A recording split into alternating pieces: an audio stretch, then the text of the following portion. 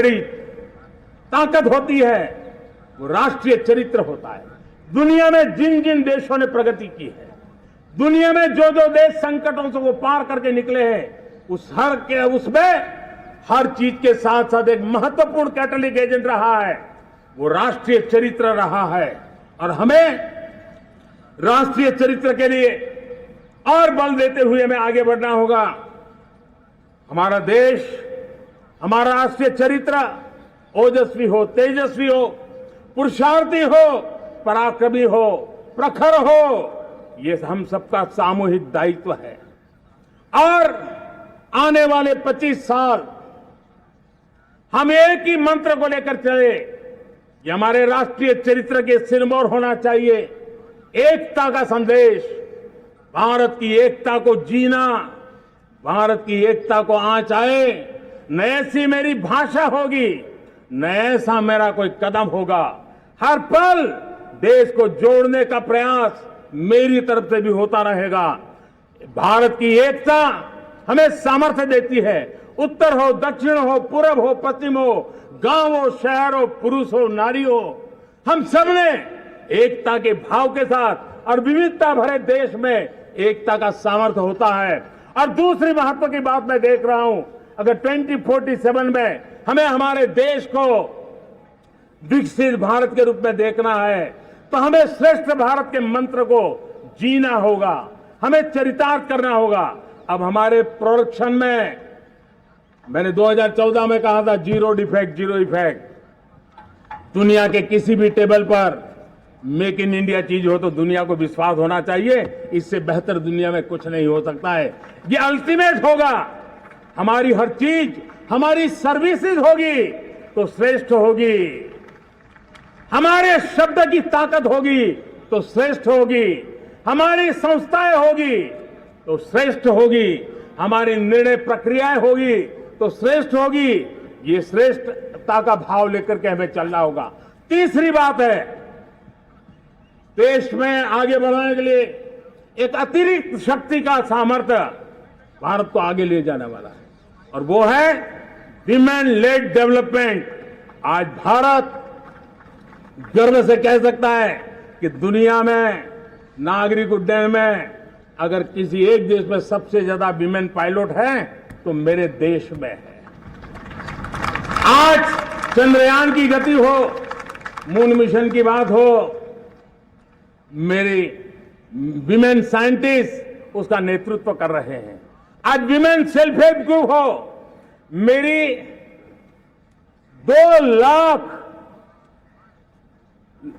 2 करोड़ लखपति दीदी का लक्ष्य लेकर के आज विमेन सेल्फ हेल्प ग्रुप पे हम काम कर रहे हैं। हम हमारी नारी शक्ति के सामर्थ्य को बढ़ावा देते हुए विमेन लेड डेवलपमेंट के, और जब G20 में मैंने विमेन लेड डेवलपमेंट के विषय को आगे बढ़ाया है तो पूरा G20 समूह इसके महत्व को स्वीकार कर रहा है, और उसके महत्व को स्वीकार कर करके वो उसको बहुत बल दे रहे हैं। उसी प्रकार से भारत विविधताओं से भरा देश है। असंतुलित विकास के हम शिकार रहे हैं। मेरा पराया का के कारण हमारे देश के कुछ हिस्से उसके शिकार रहे हैं। अब हमें रीजनल एस्पिरेशंस को, संतुलित विकास को बल देना है, और रीजनल एस्पिरेशंस को लेकर के उस भावना को हमें सम्मान देते हुए, जैसे हमारी भारत मां का कोई, हमारा शरीर का कोई अंग अगर अविकसित रहे तो हमारा शरीर विकसित नहीं माना जाएगा। हमारा शरीर का कोई अंग दुर्बल रहे तो हमारा शरीर स्वस्थ नहीं माना जाएगा। वैसे ही मेरी भारत माता, उसका कोई एक भूभाग भी, समाज का कोई तबका भी अगर दुर्बल रहे तो मेरी भारत माता समर्थ है, स्वस्थ है, ऐसा बैठ करके हम नहीं बैठ सकते। और इसलिए रीजनल एस्पिरेशंस को हमने एड्रेस करने की आवश्यकता है, और इसलिए हम समाज का सर्वांगीण विकास हो, सर्वस्पर्शी विकास हो, भूभाग के हर क्षेत्र को उसकी अपनी ताकत को खिलने का अवसर मिले, उस दिशा में आगे बढ़ना चाहते हैं। मेरे प्यारे परिवारजनों, भारत एक मदर ऑफ डेमोक्रेसी है, भारत मॉडल ऑफ डायवर्सिटी भी है। भाषाएं अनेक हैं, बोलियां अनेक हैं, परिधान अनेक है, विविधताएं बहुत है। हमने उन सारे को आधार पर आगे बढ़ना है। मेरे प्यारे परिवारजनों, देश के जब मैं एकता की बात करता हूं, तब अगर घटना मणिपुर में होती है तो पीड़ा महाराष्ट्र में होती है, अगर बाढ़ आसाम में आती है तो बेचैन केरला हो जाता है। हिंदुस्तान के किसी भी हिस्से में कुछ भी हो, हम एक अंगांगी भाव की अनुभूति करते हैं। मेरे देश की बेटियों पर जुल्म न हो, यह हमारा सामाजिक भी दायित्व है, यह हमारा पारिवारिक दायित्व भी है, और ये देश के नाते हम सबका दायित्व है। आज जब अफगानिस्तान से गुरु ग्रंथ साहब के स्वरूप को लाते हैं तो पूरा देश गौरव की अनुभूति करता है। जब आज दुनिया के किसी देश में कोविड के काल में मेरा कोई सिख भाई लंगर लगाता है, भूखों को खिलाता है और दुनिया में वाहवाही होती है, तो हिंदुस्तान का सीना चौड़ा हो जाता है।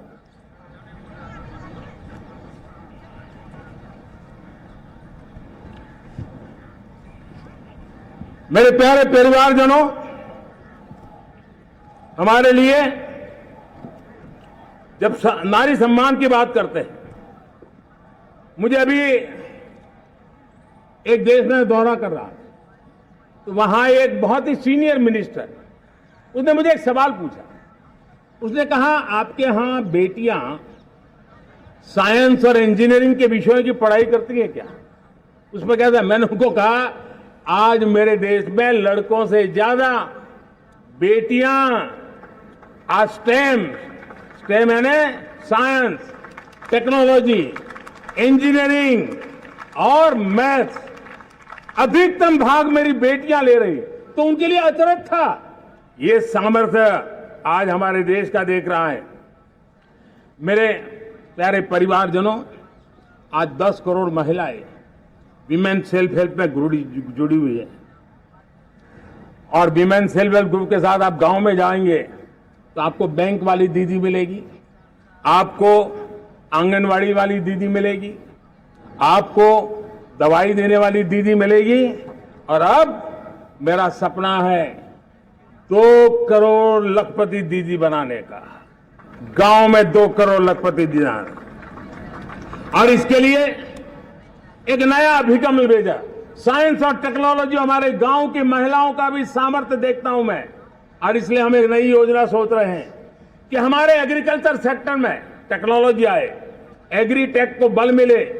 इसलिए विमेन सेल्फ हेल्प ग्रुप की बहनों को हम ट्रेनिंग देंगे, ड्रोन चलाने की, ड्रोन रिपेयरिंग की हम ट्रेनिंग देंगे, और हजारों ऐसे विमेन सेल्फ हेल्प ग्रुप को भारत सरकार ड्रोन देगी, ट्रेनिंग देगी, और हमारे एग्रीकल्चर के काम में ड्रोन की सेवाएं उपलब्ध हो। इसके लिए हम शुरुआत करेंगे। प्रारंभ हम 15,000 विमेन सेल्फ हेल्प ग्रुप के द्वारा ये ड्रोन की उड़ान का हम आरंभ कर रहे हैं। मुझे विश्वास है कि इसके कारण हमारे परिवारजनों का, मेरे प्यारे परिवारजनों, आज देश आधुनिकता की तरफ बढ़ रहा है। हाईवे हो, रेलवे हो, एयरवे हो, हाईवेज हो, इंफॉर्मेशन वेज, वाटरवेज हो, कोई क्षेत्र ऐसा नहीं है जिस क्षेत्र को आगे बढ़ाने की दिशा में आज देश काम न करता हो। पिछले 9 वर्ष में तटीय क्षेत्रों में हमने, आदिवासी क्षेत्र में, हमारे पहाड़ी क्षेत्र में विकास को बहुत बढ़ गया है। हमने पर्वतमाला, भारतमाला ऐसी योजनाओं के द्वारा समाज के उस वर्ग को हमने बल दिया है। हमने गैस की पाइपलाइन से हमारे पूर्वी भारत को जोड़ने का काम किया है। हमने अस्पतालों की संख्या बढ़ाई है, हमने डॉक्टर की सीटें बढ़ाई है ताकि हमारे बच्चे डॉक्टर बनने का सपना पूरा कर सके। हमने मातृभाषा में पढ़ाने पर बल दिया है। अब मातृभाषा में वो पढ़ाई कर सके उस दिशा में। और मैं भारत के सुप्रीम कोर्ट का भी धन्यवाद करता हूं कि भारत की सुप्रीम कोर्ट ने कहा है कि आप जो जजमेंट देंगे उसका जो ऑपरेटिव पार्ट होगा वो जो अदालत में आया है उसकी भाषा में उसको उपलब्ध होगा। मातृभाषा का महात्म्य आज बढ़ रहा है। मेरे प्यारे भाई परिवारजनों, आज तक हमारे देश के जो बॉर्डर विलेज हैं, हमने वाइब्रेंट बॉर्डर विलेज का एक कार्यक्रम शुरू किया है। और वाइब्रेंट बॉर्डर विलेज, अब तक इसके लिए कहा जाता था देश के आखिरी गांव। हमने उस पूरी सोच को बदला है। वो देश का आखिरी गांव नहीं है। सीमा पर जो नजर आ रहा है वो मेरे देश का पहला गांव है। अगर सूरज उगता है पूरब में तो उस तरफ के गांव में पहली सूरज की किरण आती है। अगर सूरज ढलता है तो इस तरफ के गांव में आखिरी किरण उसको लाभ मिलता है। ये मेरे पहले गांव है और मुझे खुशी है कि आज मेरे इस कार्यक्रम के विशेष मेहमान, ये जो पहले गांव है, सीमावर्ती गांव है, उसके 600 प्रधान आज इस लाल किले की प्राचीर के इस महत्वपूर्ण कार्यक्रम का हिस्सा बनने के लिए आए।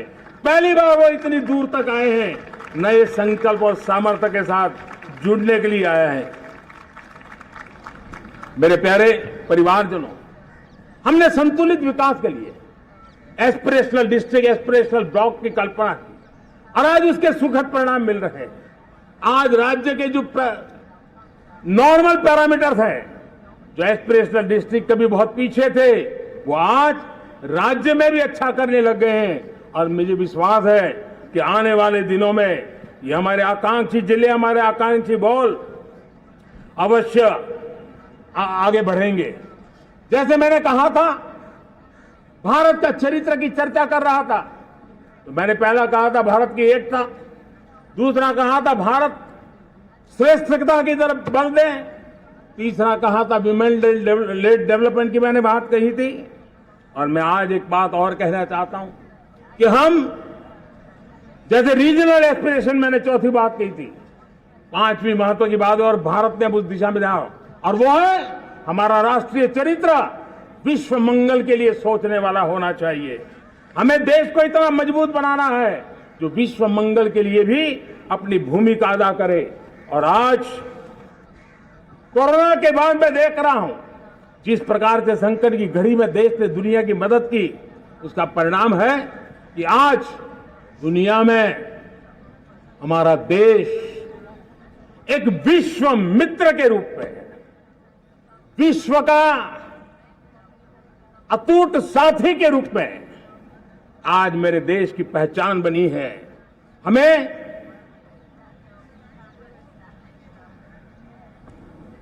जब विश्व मंगल की बात करते हैं तब भारत का मूलभूत विचार है, उस विचार को हम आगे बढ़ाने लोग हैं। और मुझे खुशी है कि आज अमेरिकी संसद के भी कई चुने हुए गणमान्य प्रतिनिधि भी आज हमारे 15 अगस्त के इस अवसर में हमारे बीच में मौजूद है। भारत की सोच कैसी है, हम विश्व मंगल की बात को कैसे आगे बढ़ाते हैं। अब देखिए, हम जब सोचते हैं तो क्या कहते हैं, हमने दुनिया के सामने ये दर्शन रखा है और दुनिया उस दर्शन को लेकर के हमारे साथ जुड़ रही है। हमने कहा one sun, one world, one grid. Renewable energy के क्षेत्र में एक बहुत बड़ा हमारा स्टेटमेंट है, आज दुनिया उसको स्वीकार कर रही है। कोविड के बाद हमने दुनिया को कहा हमारा अप्रोच होना चाहिए वन अर्थ, वन हेल्थ। समस्याओं का समाधान तभी होगा जब मानव को, पशु को, पौधे को बीमारी के संबंध में समान रूप से एड्रेस किया जाएगा, तब जाकर के हम करेंगे। हमने G20 समिट के लिए दुनिया के सामने कहा है one world, one family, one future. इस सोच को लेकर के चल रहे हैं। हमने क्लाइमेट को लेकर के दुनिया जो संकट से जूझ रही है, हमने रास्ता दिखाया है, लाइफ मिशन लॉन्च किया है, लाइफ स्टाइल फॉर एनवायरमेंट। हमने दुनिया के सामने इंटरनेशनल सोलर अलायंस बनाया और आज दुनिया के कई देश इंटरनेशनल सोलर अलायंस का हिस्सा बन रहे हैं। हमने बायोडायवर्सिटी का महत्व देखते हुए बिग कैट अलायंस की व्यवस्था को हमने आगे बढ़ाया है। हमने प्राकृतिक आपदा के कारण, ग्लोबल वार्मिंग के कारण इंफ्रास्ट्रक्चर का जो नुकसान होता है उसके लिए दूरगामी व्यवस्थाओं की जरूरत है और इसलिए coalition for disaster resilient infrastructure CDRI एक समाधान के रूप में दुनिया को दिया है। विश्व आज समुद्रों को संघर्ष का केंद्र बना रहा है, तब हमने दुनिया को सागर का प्लेटफॉर्म दिया है जो वैश्विक समुद्रिक शांति की गारंटी बन सकता है। हमने पारंपरिक चिकित्सा पद्धतियों को बल देते हुए WHO का एक ग्लोबल लेवल का सेंटर हिंदुस्तान में बनाने की दिशा में काम किया है। हमने योग और आयुष के द्वारा विश्व कल्याण और विश्व के स्वस्थता की दिशा में काम किया है और आज भारत विश्व मंगल की मजबूत नींव डाल रहा है। इस मजबूत नींव को आगे बढ़ाना हम सबका काम है, हम सबकी जिम्मेवारी है। मेरे प्यारे परिवारजनों, सपने अनेक है, संकल्प साफ है, नीतियां स्पष्ट हैं, नीयत के सामने कोई सवाल या निशान नहीं है, लेकिन कुछ सच्चाइयों को हमें स्वीकार करना पड़ेगा और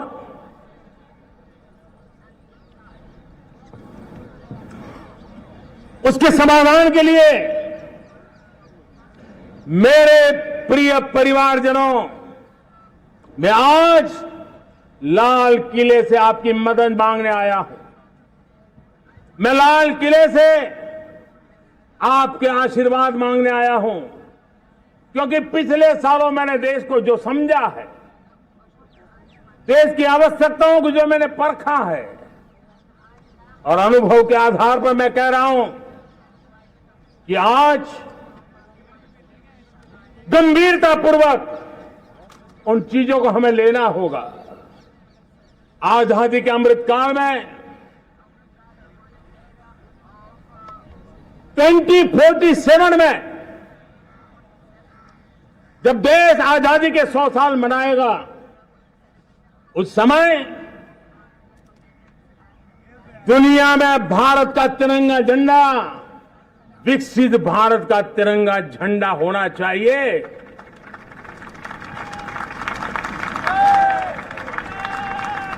रत्ती भर भी हमें रुकना नहीं है, पीछे नहीं हटना है और इसके लिए शुचिता,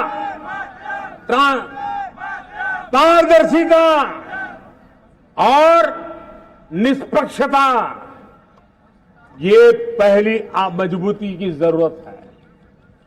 हमें उस मजबूती को जितना ज्यादा खाद पानी दे सकते हैं, संस्थाओं के माध्यम से दे सकते हैं, नागरिक के नाते दे सकते हैं, परिवार के नाते दे सकते हैं, ये हमारा सामूहिक दायित्व होना चाहिए।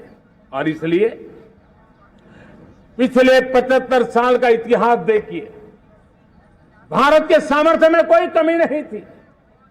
अरे जो देश कभी सोना की चिड़िया कहा जाता था, वो देश क्यों न फिर से उस सामर्थ्य को लेकर के खड़ा हो सकता है। मेरा अटूट विश्वास है साथियों, मेरे प्रिय परिवारजनों, मेरा अखंड अटूट एक निष्ठ विश्वास है कि 2047 में जब देश आजादी के 100 साल मनाएगा, मेरा देश विकसित भारत बन के रहेगा। और ये मैं मेरे देश के सामर्थ्य के आधार पर कह रहा हूं, मेरे उपलब्ध संसाधनों के आधार पर कह रहा हूं और सबसे ज्यादा 30 से कम आयु वाली मेरी युवा शक्ति के भरोसे कह रहा हूं, मेरी माताओं बहनों के सामर्थ्य के भरोसे कह रहा हूं।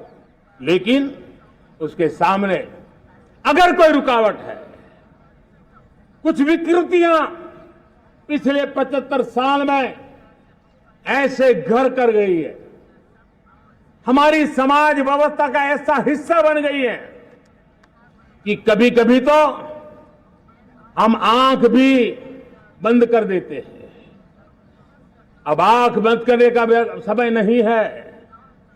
अगर सपनों को सिद्ध करना है संकल्प को पार करना है तो हमें ये आंख मिचौली बंद करके, आंख में आंख मिला करके तीन बुराइयों से लड़ना बहुत समय की मांग है। हमारे देश की सारी समस्याओं की जड़ में भ्रष्टाचार ने दिमक की तरह देश की सारी व्यवस्थाओं को, देश के सामर्थ्य को पूरी तरह नोच लिया है। भ्रष्टाचार से मुक्ति, भ्रष्टाचार के खिलाफ जंग हर इकाई में, हर क्षेत्र में। और मैं देशवासियों, मेरे प्रिय परिवारजनों, ये मोदी के जीवन का कमिटमेंट है। ये मेरे व्यक्तित्व का एक कमिटमेंट है कि मैं भ्रष्टाचार के खिलाफ लड़ाई लड़ता रहूंगा। दूसरा, हमारे देश को नोच लिया है परिवारवाद ने। इस परिवारवाद ने देश को जिस प्रकार से जकड़ के रखा है, उसने देश के लोगों का हक छीना है। और तीसरी बुराई तुष्टीकरण की है। ये तुष्टीकरण ने भी देश के मूलभूत चिंतन को, देश के सर्व समावेशक हमारे राष्ट्रीय चरित्र को दाग लगा दिए हैं, तहस नहस कर दिया है इन लोगों ने। और इसलिए मेरे प्यारे देशवासियों, इसलिए मेरे प्यारे परिवारजनों, हमें इन तीन बुराइयों के खिलाफ पूरे सामर्थ्य के साथ लड़ना है। भ्रष्टाचार, परिवारवाद, तुष्टीकरण, ये चुनौतियां हमारे ये ऐसी चीजें पनपी है जो हमारे देश के लोगों का जो आकांक्षा है उसका दमन करती है। हमारे देश के कुछ लोगों के पास जो छोटा मोटा सामर्थ्य है उसका शोषण करती है। ये ऐसी चीजें हैं जो हमारे लोगों की आशा आकांक्षाओं को सवाल या निशान में गाड़ देती है। हमारे गरीब हो, हमारे दलित हो, हमारे पिछड़े हो, हमारे पसमानदा हो, हमारे आदिवासी भाई बहन हो, हमारी माताएं बहनें हो, हमने सबने उनके हकों के लिए इन तीन बुराइयों से मुक्ति पानी है। हमें भ्रष्टाचार के खिलाफ एक नफरत का माहौल बनाना है। जैसे गंदगी हमें नफरत पैदा करती है ना, मन में गंदगी पसंद नहीं है, ये सार्वजनिक जीवन की इससे बड़ी कोई गंदगी नहीं हो सकती। और इसलिए हमारे स्वच्छता अभियान को एक नया मोड़ ये भी देना है कि हमें भ्रष्टाचार से मुक्ति पानी है। सरकार टेक्नोलॉजी से भ्रष्टाचार की मुक्ति के लिए बहुत प्रयास कर रही है। आपको जानकर के हैरानी होगी, इस देश में पिछले 9 साल में एक काम मैंने ऐसे किया, आंकड़ा सुनोगे तो लोग कहेंगे मोदी ऐसा करता है, जैसे 10 करोड़ लोग करीब जो गलत फायदा उठाते थे वो मैंने रोक दिया। तो आप में से कोई कहेगा आपने लोगों से अन्याय कर दिया। जी नहीं, ये 10 करोड़ कौन लोग थे? ये 10 करोड़ वो लोग थे जिनका जन्म ही नहीं हुआ था और उनके नाम पर उनके विडो हो जाते थे, वो वृद्ध हो जाते थे, वो दिव्यांग हो जाते थे, फायदे लिए जाते थे।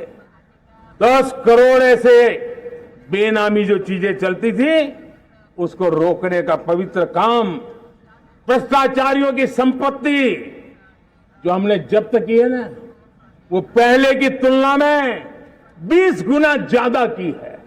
मेरे प्यारे परिवारजनों, ये आपकी कमाई का पैसा लोग लेकर के भागे थे, 20 गुना ज्यादा संपत्ति को जब्त करने का। और इसलिए लोगों की मेरे प्रति नाराजगी होना बहुत स्वाभाविक है, लेकिन मुझे भ्रष्टाचार के खिलाफ की लड़ाई को आगे बढ़ाना है। हमारे सरकारी व्यवस्था ने पहले कैमरा के सामने तो कुछ हो जाता था, लेकिन बाद में चीजें अटक जाती थी। हमने पहले की तुलना में कई गुना ज्यादा अदालत में चार्जशीट की है और अब जमानतें भी नहीं मिलती हैं। वैसी पक्की व्यवस्था को लेकर के हम आगे बढ़ रहे हैं, क्योंकि हम ईमानदारी से भ्रष्टाचार के खिलाफ लड़ रहे हैं। आज परिवारवाद और तुष्टीकरण, इसने देश का बहुत बड़ा दुर्भाग्य किया है। अब लोकतंत्र में ये कैसे हो सकता है कि पॉलिटिकल पार्टी, और मैं विशेष बल दे रहा हूं पॉलिटिकल पार्टी, आज मेरे देश के लोकतंत्र में एक ऐसी विकृति आई है जो कभी भारत के लोकतंत्र को मजबूती नहीं दे सकती। और वो क्या है बीमारी? परिवारवादी पार्टियां। और उनका तो मंत्र क्या है? Party of the family, by the family and for the family. इनका तो जीवन मंत्र यही है कि उनकी पॉलिटिकल पार्टी, उनका राजनीतिक दल परिवार का, परिवार के द्वारा और परिवार के लिए, परिवारवाद और भाई भतीजावाद प्रतिभाओं के दुश्मन होते हैं, योग्यता को नकारते हैं, सामर्थ्य को स्वीकार नहीं करते हैं। और इसलिए परिवारवाद इस देश के लोकतंत्र की मजबूती के लिए उसकी मुक्ति जरूरी है। सर्वजन हिताय सर्वजन सुखाय, हर किसी को हक मिले इसलिए, और सामाजिक न्याय के लिए भी ये बहुत। उसी प्रकार से तुष्टीकरण ने सामाजिक न्याय का सबसे बड़ा नुकसान किया। अगर सामाजिक न्याय को तबाह किसने किया है तो ये तुष्टीकरण की सोच, तुष्टीकरण की राजनीति, तुष्टीकरण का सरकारी योजनाओं का तरीका, इसने सामाजिक न्याय को मौत के घाट उतार दिया है। और इसलिए हमें तुष्टीकरण, भ्रष्टाचार, ये विकास का सबसे बड़ा दुश्मन है। अगर देश विकास चाहता है, देश 2047 विकसित भारत का सपना का साकार करना चाहता है, तो हमारे लिए आवश्यक है कि हम किसी भी हालत में देश में भ्रष्टाचार को सहन नहीं करेंगे। इस मूड को लेकर के चलना चाहिए। मेरे प्यारे परिवारजनों, हम सबका एक बहुत बड़ा महत्वपूर्ण दायित्व है। आपने जिस प्रकार से जिंदगी जी है, हमारे आने वाली पीढ़ी को ऐसी जिंदगी जीने के लिए मजबूर करना, यह हमारा गुनाह है। यह हमारा दायित्व है कि हमारे आने वाली पीढ़ी को हम ऐसा समृद्ध देश दें, ऐसा संतुलित देश दें, ऐसा सामाजिक न्याय की धरोहर वाला देश दें, ताकि छोटी छोटी चीजों को पाने के लिए उन्हें कभी भी संघर्ष न करना पड़े। हम सभी का कर्तव्य, हर नागरिक का कर्तव्य है, और ये अमृतकाल कर्तव्य काल है। हम कर्तव्य से पीछे नहीं उठ सकते। हमें वो भारत बनाना है जो पूज्य बापू के सपनों का था। हमें वो भारत बनाना है जो हमारे स्वतंत्र सेनानियों का सपना था। हमें वो भारत बनाना है जो हमारे वीर शहीदों का था, हमारी वीरांगनाओं का था, जिन्होंने मातृभूमि के लिए अपना जीवन दे दिया था। मेरे प्यारे परिवारजनों, मैं जब 2014 में आपके पास आया था, तब 2014 में मैं परिवर्तन का वादा लेकर के आया था। 2014 में मैंने आपको वादा किया था मैं परिवर्तन लाऊंगा, और 140 करोड़ मेरे परिवारजन, आपने मुझ पे भरोसा किया और मैंने विश्वास पूरा करने की कोशिश की। रिफॉर्म, परफॉर्म, ट्रांसफॉर्म, वो 5 साल जो वादा था वो विश्वास में बदल गया, क्योंकि मैंने परिवर्तन का वादा किया था। रिफॉर्म, परफॉर्म, ट्रांसफॉर्म के द्वारा मैंने इस वादे को विश्वास में बदल दिया। कठोर परिश्रम किया है, देश के लिए किया है, शान से किया है, सिर्फ और सिर्फ नेशन फर्स्ट, राष्ट्र सर्वोपरि, इस भाव से किया है। 2019 में परफॉर्मेंस के आधार पर आप सबने मुझे फिर से आशीर्वाद दिया। परिवर्तन का वादा मुझे यहां ले आया, परफॉर्मेंस मुझे दोबारा ले आया और आने वाले 5 साल अभूतपूर्व विकास के हैं।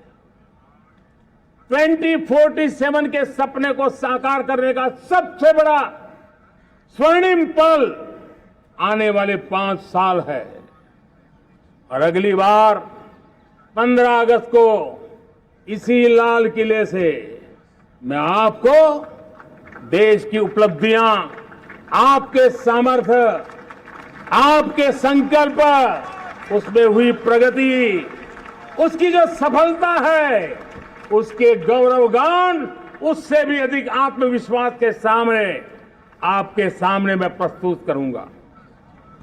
मेरे प्यारे प्रियजनों, मेरे परिवारजनों, मैं आप में से आता हूं, मैं आपके बीच से निकला हूं, मैं आपके लिए जीता हूं। अगर मुझे सपना भी आता है